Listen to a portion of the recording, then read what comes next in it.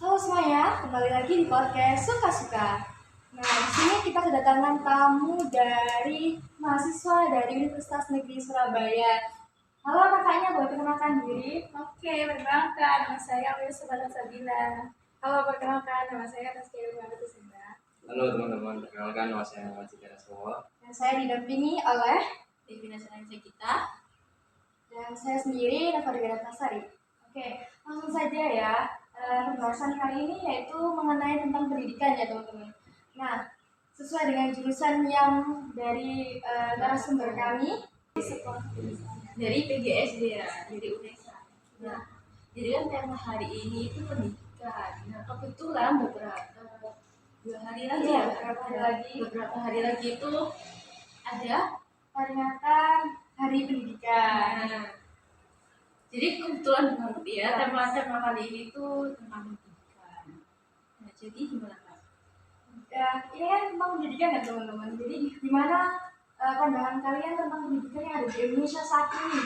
Apalagi kalian harus besok kan kalian harus menjadi seorang guru ya pastinya. Soalnya kalian harus dibimbing dan belajar sekarang untuk ditempatkan di SD atau sekolah-sekolah yang akan kalian amati. Jadi gimana pandangan kalian tentang pendidikan saat ini? Silakan mau siapa dulu yang mau menjawab? Oke, juga Kak Taskia.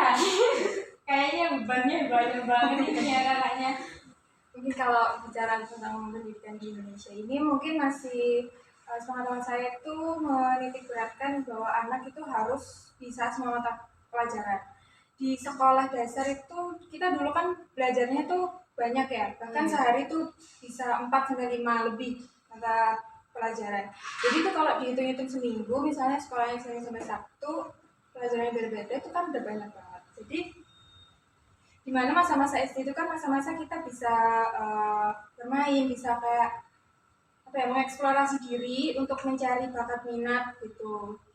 Kan kalau anak SD itu pasti aktif-aktifnya. Jadi kalau misalnya kita hanya tekankan bahwa anak itu bisa dikatakan cerdas hanya dari mereka mendapatkan nilai yang bagus dari kesemua mata pelajaran itu, mungkin itu kurang efektif karena karena setiap anak itu unik. Nggak semua anak itu bisa matematika, nggak semua anak itu jago olahraga, nggak semua anak itu bisa melukis, bisa terjun di dunia seni. Jadi ketika semua anak disuruh untuk fokus di semua novel itu ya, itu akan membuat anak juga bingung. Sebenarnya aku suka apa? Sebenarnya bidang apa yang aku sukai gitu loh. Ketika itu ya, maka sistem pendidikan yang berjalan juga kurang efektif juga. Teman-teman, penjelasan dari Mbak Taskia tadi sangat panjang dan sangat jelas sekali ya. Terus kemudian pendapat dari Masnya dulu ya. Kalau ya terima kasih Mbak. Kalau dari saya sih perubahan pendidikan pada zaman sekarang itu sangat berubah drastis karena bagaimana siswanya itu dari zaman dulu sampai zaman sekarang itu berbeda banget dari perilakunya, cuma satunya itu sangat berbeda. Sekarang aja anak yang kelas 1 itu sudah kayak bandel banget, tapi wajar sih. Tapi sekarang itu mirisnya kalau anak kelas 6 itu dulunya itu kalau diajar gurunya itu nurut, tapi sekarang itu bandel banget, kayak diatur kayak gini sulit, kayak dikasih pemberitahuan ini sulit juga. Maka dari itu pendidikan sekarang itu sulit untuk diterapkan pada anak-anak yang sekarang. Jadi mungkin seperti itu. Jadi kayak karakter anak itu yang Beda-beda. dari masa-masa yang dari dulu yang Aku cemburu sekarang kayak beda sekali ya. Betul. Jadi pengaruh perkembangan zaman juga ya. Terus dari kakaknya gimana? Mungkin pendidikan itu merupakan fondasi yang sangat penting untuk saat ini, apalagi di jenjang SD. Biasanya anak SD itu kan belajar yang bagian itu kayak matematika, menggunakan alam, menggunakan IPS. Tapi setiap anak, kita juga harus tahu setiap anak itu memiliki kecerdasan dan gaya belajar yang berbeda-beda. Ya, jadi kita tuh juga nggak boleh nuntut harus apa, setiap anak tuh harus bisa buat semua mata pelajaran begitu. Oke, jadi dari paparan dari kakak-kakaknya tadi, poin penting yang pertama yang akan kita bahas yaitu mengenai siswa harus bisa semua mata pelajaran. Bukan mungkin kayak kenapa siswa itu harus untuk mata pelajaran sedangkan kapasitas dari kemampuan siswa itu berbeda-beda. Jadi bagaimana pendapat dari kakak-kakaknya tentang siswa itu harus bisa dan mampu untuk menempuh mata pelajaran itu? Bisa dimulai dari Kalau dari saya sih, saya kami nggak akan untuk saya itu bisa semua mata pelajaran karena gimana guru saja itu fokus pada satu mata pelajaran. Kenapa kok siswa harus dituntut mampu dalam semua mata pelajaran? Kalau menurut saya nantinya seperti itu. Jadi guru tidak akan menuntut seperti itu. Sesuai kemampuan siswa tersebut saja. Nanti kalau misalnya siswa tersebut mampunya di pelajaran mata pelajaran IPA, nanti kita bisa kembangkan, kita bisa fokuskan terhadap mata pelajaran tersebut. Dan kalau siswa tersebut bisa lebih dari satu, mungkin kita bisa asah juga nanti sebelumnya bisa dikembangkan nanti dari mata pelajaran IPA, nanti dari mata pelajaran bahasa Indonesia juga nanti juga bisa dikembangkan lagi dan bisa menuntut siswa tersebut agar lebih fokus pada mata pelajarannya. Ya bisa saja mungkin seperti itu. jadi Mungkin menurut saya juga mungkin anak untuk bisa dalam semua pengajaran itu tidak realistis, itu dapat membebani psikologis anak itu. Jadi yang terpenting itu kita mendukung dan dapat memastikan bahwa anak tersebut mendapatkan pemahaman langsung.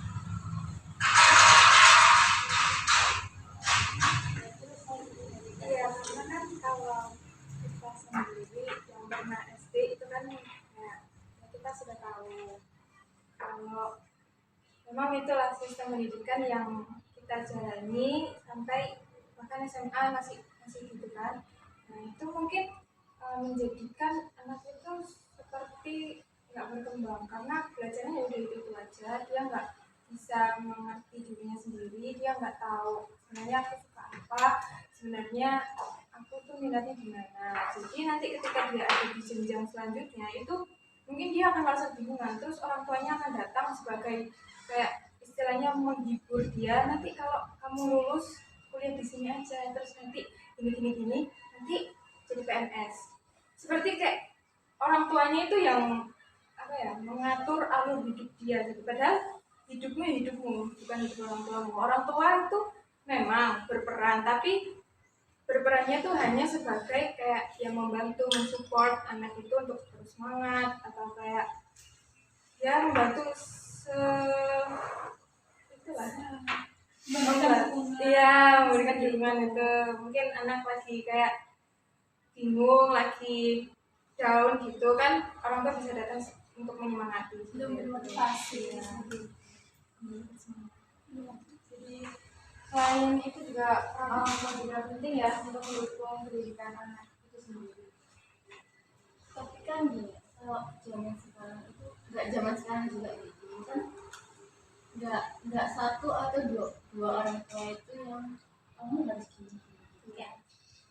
Anaknya itu sudah diatur alurnya, nanti kamu selalu di sini, SMP-nya di sini, SMA di sini, sekolahnya di favorit, nanti kerjanya di sini. Itu menurut kalian itu pandangan kalian ya sebagai calon guru itu gimana? Menurut saya sih pandangan saya ya boleh, cuman kita juga lihat kemampuan anak tersebut. Jangan kok kita itu harus memaksa dia harus kesini lah karena dia juga punya kemampuan, juga punya keinginan. Tapi ada juga orang tua seperti itu, tapi anaknya itu mampu. Jadi kita harus melihat dulu versi anak tersebut mampu apa enggak gitu. Oke, jadi kita udah bahas panjang lebar tentang apa itu pendidikan dari pendapat dari kakak-kakaknya ini. Nah, kita penasaran nih, kenapa sih kakaknya kok milih PGSD? Apa nggak milih eh, banyak kan ya jurusan lain yang lebih menarik dibandingkan PGSD gitu. Menurut kalian itu apa sih yang menarik di PGSD? Oh sih. ya lanjut silakan dijawab. Apa sih? Mungkin dari pengalaman saya ini, sebenarnya saya itu sejak SMA kelas 1 itu nggak niat untuk kuliah, niatnya itu kerja. Cuman dari masa ke masa kan setiap orang kan berubah ya, berubah pikiran. Nah, jadi itu kelas 2 itu saya berubah pikiran, ingin berkuliah, cuman nggak ingin ambil di PGSD yang awalnya niatnya itu pengen ambil teknik di kimia itu berubah lagi karena yang dimana aku pikir-pikir nantinya itu aku ambil kimia ini kerjanya nanti apa, toh nanti juga jadi guru kalau misalnya kita ambil pendidikan. Terus aku pikir lagi, oh kayaknya ambil PGSD ini. Terus termotivasi juga dari guru saya bahwasanya guru SD itu gurunya itu sangat sabar, terus biasa juga betul kayak kita itu harus kayak melatih kesabaran kita dengan anak-anak dari kelas 1 sampai kelas 6 itu. Dan nantinya kalau misalnya kelas tersebut itu kan kerjaannya itu berjasa banget ya, dari pengalaman juga anak-anak juga itu pahalanya setahu saya itu nanti akan mengalir dan jariah gitu. Mas Dida ini terinspirasi dari gurunya dan juga dari lapangan pekerjaan yang Mas Dida Iya ya. betul sekali. Kalau jadi guru tuh nggak ada yang putusnya, apalagi guru sekolah dasar itu wah sangat Masih bisa dipakai. Oh iya, mungkin dari nantinya kan dibilang pada zaman sekarang kan kesejahteraan guru itu masih tergolong rendah, tapi bagaimanapun kita kan harus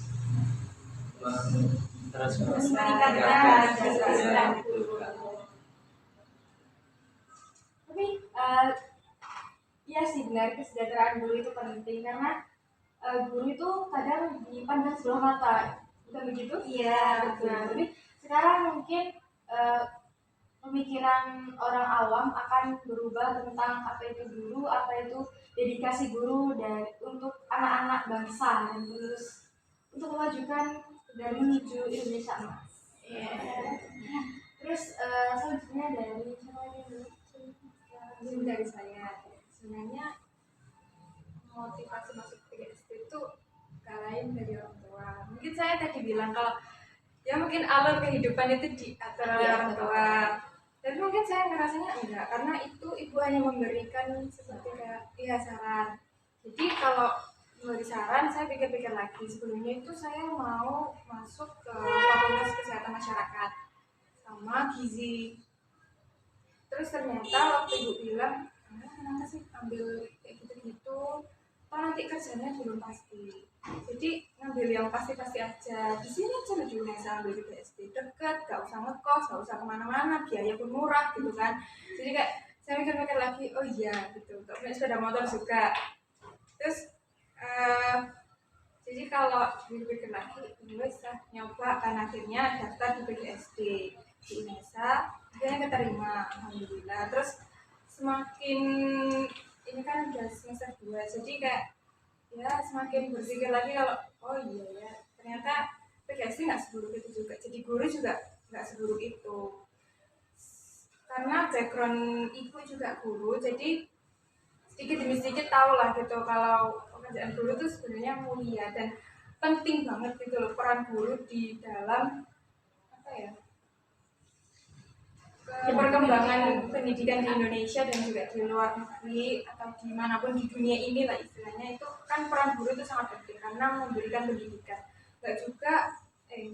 nggak hanya mengajarkan ilmu pengetahuan, guru juga punya tugas untuk mendidik moral, mendidik akhlak, ya mendidik karakter, dimana anak-anak itu nggak cuma berilmu aja tapi juga berakhlak, karena akhlak itu lebih tinggi daripada ilmu. Jadi Ya itu sih mungkin motivasi saya masuk ke SD. Sekali, jadi sama sih ya, seharusnya sama kayak latar belakangnya juga tentang prospek kerja, karena prospek kerja sekarang masih butuh kayak teman-teman karena siapa sih yang nggak butuh kerjaan supaya nggak butuh uang gitu kan. Jadi ya latar belakang itu ya. Kebetulan kan 10 tahun saya tahun ini tuh banyak banget guru-guru yang sudah senior ya, sudah maksudnya Pensiun. iya sudah pensiun. Jadi kan banyak kemungkinan kakak ini sebagai contoh guru dan teman-teman yang lainnya itu kedepannya juga bisa meneruskan pekerjaan di sini. Jadi dan kreatif tentunya ya kan. Karena sekarang banyak konten-konten guru yang memberikan pelajaran tentang bagaimana cara mendidik anak, dan sebagainya. Ada platform-platform tertentu yang bisa mendukung bagaimana guru itu mengajar dengan baik dan benar. Betul Kak, karena guru SD ini juga terbilang inspirasi. Dari kita mengajarkan harus pakai SD dulu, nanti pembelajaran juga kan bisa pakai yang modul gitu. Kalau di SMA, SMP kan ya normal lah, masuk mengajar, habis itu kasih tugas, selesai gitu. Fokus ya kalau SMP SMA Masih kecil-kecil lah. masih dalam tahap bermain, dalam belajar. Dari Mbak Sofa, Mungkin saya masuk ke SD ini saya termotivasi dari ayah dan ibu saya, juga mereka seorang guru SD. Jadi saya melihat ibu dan ayah saya dari mengajar itu seperti ini ya mereka mendidik anak SD, dan mereka seru terus kayak ceria, kayak membentuk generasi penerus mungkin yang berkualitas jadi. Tadi kan dari kakak-kakak ini ya, ada yang dari mana latar belakangnya, dari orang tuanya, kedua orang tuanya guru, ada juga yang termotivasi juga dari gurunya. Nah, ini kan kakak sebagai calon guru ya, boleh nggak sih kita spill sedikit speaking yang mungkin nanti bisa dicontohkan ke kita ya, mungkin bisa yang nanti nonton yang di rumah di manapun bisa inspirasi jadi dibuat dan dipakai untuk mengajarkan di anak-anak. Sangat boleh, karena kita sebelum matkul atau mata kuliah itu kan pastinya ada speaking dulu. Kebetulan kita kan juga satu kelas ini. Mungkin nanti bisa dipimpin dari teman-teman cewek saya. Jadi gimana nih siapa yang mau Semenjak saya bisa kakak-kakak yang Ketika kalau cowok itu menunjukkan. bisa sanggup, buktikan kalau cowok itu lebih kuat daripada cewek. Enggak, ayo kakak terus ya. Oke, jadi kita berdua harus gimana ini? Nanti ngikutin saja. Saya mau kita sebagai murid ya nggak apa-apa. Iya, betul. mau siapa? Terserah. Kita kan murid ya, jadi kan kita bebas sebagai gurunya. itu guru kita, ya kan Kak? Ayo tas. Kita mau tepuk, kita mau berenang di sana. Kita tepuk semangat aja ya. Boleh di sini di sana? Ya, Semangat guys, tepuk semangat. Oke. Gini gimana? Tepuk semangat 1, semangat 2, semangat 3. Bisa? Bisa. Gimana? Coba lagi ya, lebih pelan. Gini. Tepuk semangat 1, semangat 2, semangat 3. Semangat 1, 2, 3.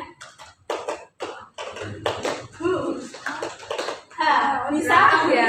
Sedikit rumit tapi nggak apa-apa ya, nggak apa-apa. Kita coba dulu. Nggak masuk ya. Mulai. Ini teman-teman yang nonton boleh ikut juga. Boleh bang. Oke ya, sekarang kita mulai speakingnya. Oke, boleh. Persilakan Kak Safa. Tepuk semangat 1, semangat 2,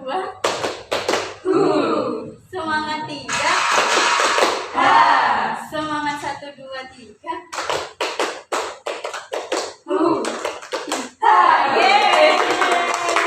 Sedikit semangat kita untuk Iya. membahas. Menambah semangat kita di pagi hari ini.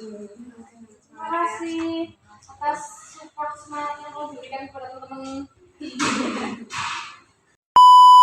Oke, tadi membahas apa ini? Flashbacking. Oh, tadi kan ada ini, harusnya kita semakin semangat.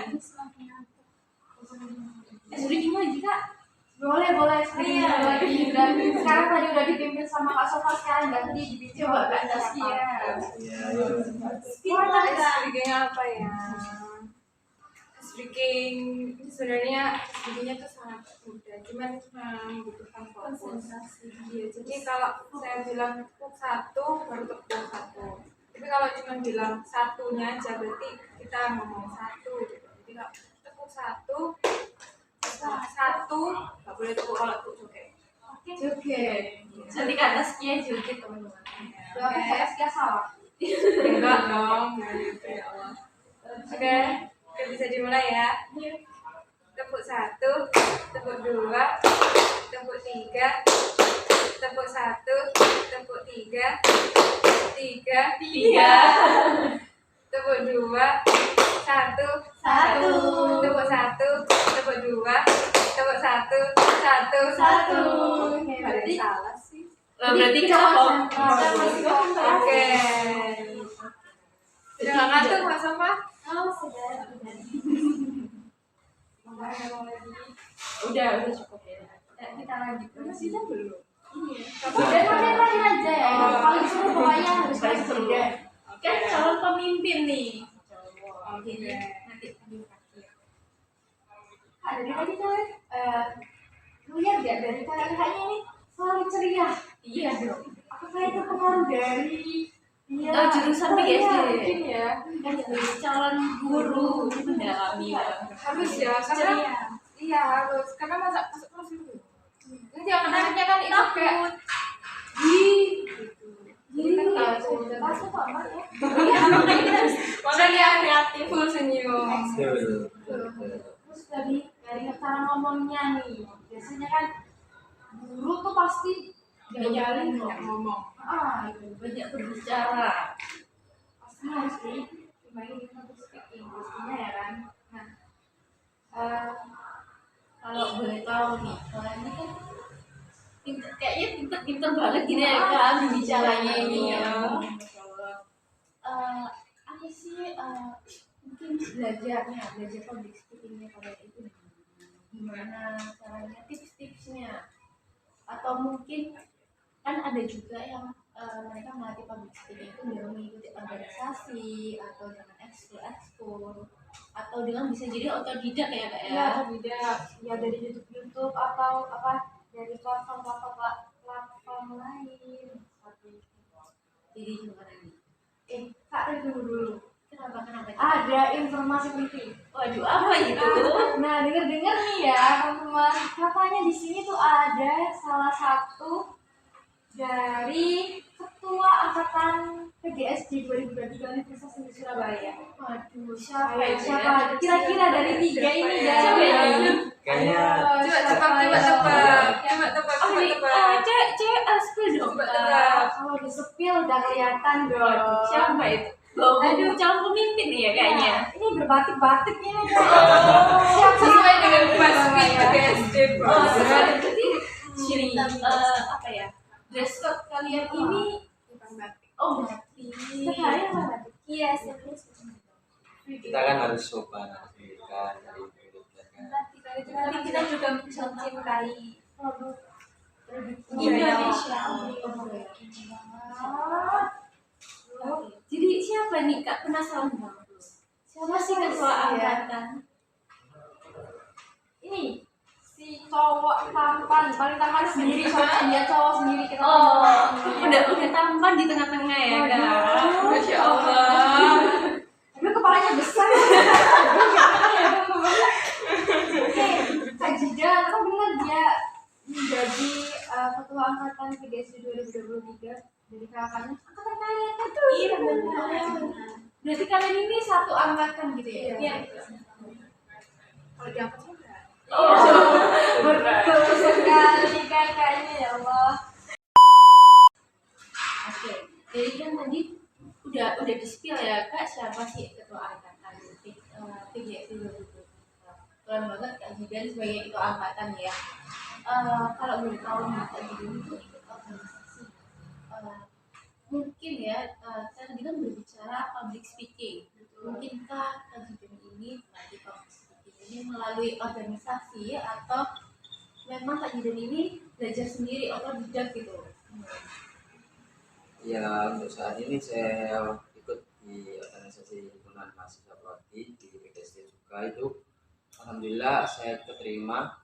Saya juga melatih public speaking dari sana juga. Tapi bukan sepenuhnya saya itu melatih di situ. Cuman saya lebih banyak membaca buku. Saya juga ini belum sempurna untuk public speakingnya, masih ada betul-betul. Tapi yang namanya belajar kan nggak ada salahnya. Jadi kita bisa belajar dengan baca buku, bisa ikut di organisasi. Organisasi itu juga penting. Makanya kita kalau masih yang nganggur-nganggur mungkin bisa ikut organisasi, bisa meningkatkan skill kita yang nanti yang kemarinnya nggak pernah ikut organisasi di SMA-nya bisa meningkatkan, meskipun nggak ada pengalaman kan kita nggak ada salahnya untuk mencari pengalaman tersebut dari nol lah intinya. Jadi intinya sepertinya Kak Jidan ini mengajak kita untuk berorganisasi ya. Ya, masuk dalam organisasi. Gak apa-apa kan, organisasi itu juga baik untuk melatih skill dan kemampuan kita. Mungkin kita punya kemampuan lain yang kita nggak tahu gitu ya Kak ya. Oke. Dan lebih tepatnya nanti saya mungkin bisa termotivasi yang untuk yang melihat nanti adik-adik yang mau masuk ke jurusan PGSD lah, dengan public speakingnya harus sempurna, karena guru SD kan harus ceria juga, tutur katanya juga harus bagus gitu. Jadi intinya tuh kayak pengalaman itu penting teman-teman ya. Jadi kayak contoh jadi nanti kalau misalnya kita terus berlatih public speaking itu juga akan tertata Bikin meningkat. dan juga Bisa bagus baik. Selanjutnya dari saya dulu Pak Sofa atau Sekian. Gimana cara kalian untuk belajar public speaking? Saya sebenarnya nggak belajar sih, lebih ke kayak kalau lagi di acara-acara apa gitu udah lihat orang yang lagi berbicara itu gimana dia bisa menata kata-kata perkatanya gitu, terus gimana kayak kita menghilangkan kata gitu itu kan mengganggu ya sebenarnya buat kita yang apa sebagai pendengar gitu, tapi kalau kita berperan sebagai pembicara itu kan ya itu salah satu cara buat kita menutupi kalau kita lagi bingung, biasanya kan langsung otomatis gitu kan ya. Mau gimana pun pengalaman itu penting, jadi mau belajar hal apapun itu nggak harus public speaking aja, itu perlu banyak belajar, perlu banyak ya melakukan kesalahan-kesalahan itu sehingga kita bisa tahu kesalahannya di mana, kita perbaiki dan nanti akan bisa berkembang. jadi public speaking itu penting sekali ya. Maksudnya skill yang harus diasah dan harus dimiliki oleh setiap orang. Karena Sepertinya nggak harus sih Kak, cuma apa ya, mungkin dari diri kita ini nggak sadar kalau kita itu udah punya skill public speaking tapi nggak kita asah aja gitu. tapi di diri kita pasti ada kan ya, pasti ada kan. Cuma tinggal mau belajar apa enggak, mau dikembangin apa enggak. Kembali ke diri masing-masing lah ya. Oke, selanjutnya Kak Sofa gimana? Kalau saya sih nggak berarti ya, mungkin kayak kalau misalnya kita di depan sebelumnya kayak gitu sering ngomong-ngomong sendiri kayak gitu kan mungkin bisa ya bisa otodidak, kalau enggak kita lihat-lihat podcast seperti itu Kayak kita sekarang. iya seperti kita Ini juga melakukan public speaking. Bagaimana cara kita menyampaikan pendapat-pendapat kita di halayak umum ya. Jadi public speaking itu merupakan skill yang sangat luar biasa yang mungkin Terkadang orang itu menganggapnya sepele, tapi itu merupakan sulit. Iya, keterampilan yang sulit untuk dilakukan. Bukan berarti Tidak bisa untuk dicoba. Iya. Tidak mungkin untuk kita tuh kayak nggak punya gitu loh. Aku orang introvert kok, aku nggak akan bisa itu, nggak ada aturan orang introvert nggak bisa public speaking. Cuma orang extrovert aja yang bisa. Introvert sama extrovert tuh nggak ada hubungannya sama public speaking. Jadi semangat. Dapat semangat nih dari atas dia. Oh iya Kak, tadi kan sudah tentang kita. Aku mau tanya nih, Waduh. Mas kita Menjadi sekarang Mas kan menjadi sangat tutur katanya sangat bagus. Nah, gimana sih kakak ini melatih kata-kata seperti itu biar nantinya kita sebagai guru bisa menirikan kakak. inspirasi kita gitu. Ini saling bertanya ya. Tukar pengalaman aja. Mungkin dari Kak Nova dulu ya. Ya, kalau dari saya sih sebenarnya public speaking saya juga masih kayak dianggap kayak biasa aja gitu, masih belum yang kayak wow gitu. Saya dulunya juga alhamdulillah pernah masuk ke organisasi pada waktu saya di bangku SMA, teman-teman. Jadi saya berlatih di situ, saya merasa bagaimana sih saya harus bisa ngomong di depan umum, ya bisa di depan umum, karena kalau saya nggak bisa berbicara di depan umum, kayak saya malu sama diri saya sendiri. Itu prinsip saya sendiri ya, teman-teman mungkin beda-beda. Nah, terus akhirnya saya berlatih, baik itu melihat kayak tadi bercermin, ya terus tidak bercerminnya sama kayak sharing sama orang yang udah punya jabatan yang tinggi, terus pengalaman yang banyak, ya seperti itulah. Tapi ya seperti ini public speaking saya masih saya rasa masih kurang. Jadi kan tidak semua orang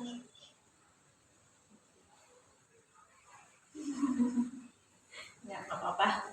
Ada boleh dilanjut itu. Saya dari Kalau saya sendiri sih nggak melatih ya, mungkin kayak apa gitu. Jadi kayak seperti yang Kak Nova bicara tadi ya, mungkin lebih banyak berbicara dengan teman-teman yang lebih berpengalaman, lebih dulu yang lebih terjun ke dalam dunia public speaking. Mungkin juga dulu juga waktu zaman sekolah juga sempat berorganisasi, jadi dari situ, atau mungkin di lingkungan rumah apa ya, seperti terlatih gitu, kayak berbicara di depan umum dengan keluarga itu juga mungkin menambah skill berbicara. Itu Kak Jidan. Sangat mungkin nantinya bisa ditiru lah, jadi inspirasi bagi diri kita banyak orang ya. Kita sama-sama belajar ya kan. Apa salahnya belajar? Belajar kan salah deh. Ilmu waktu itu.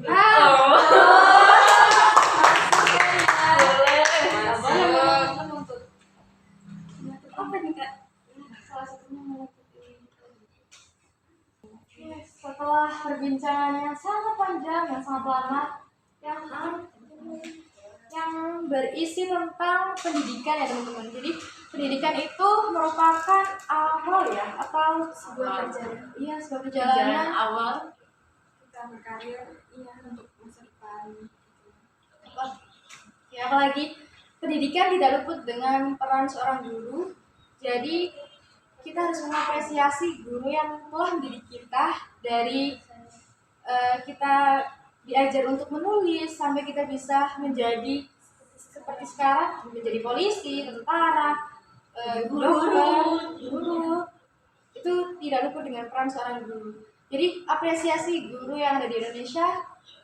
Kita ucapkan terima kasih banyak kepada guru-guru yang telah mengajar kita. Terima kasih kakak-kakak. Dan juga tepuk tangan buat guru-guru yang luar biasa. Oke, sampai sini saja podcast kita kali ini. Sampai jumpa di podcast selanjutnya. Bye.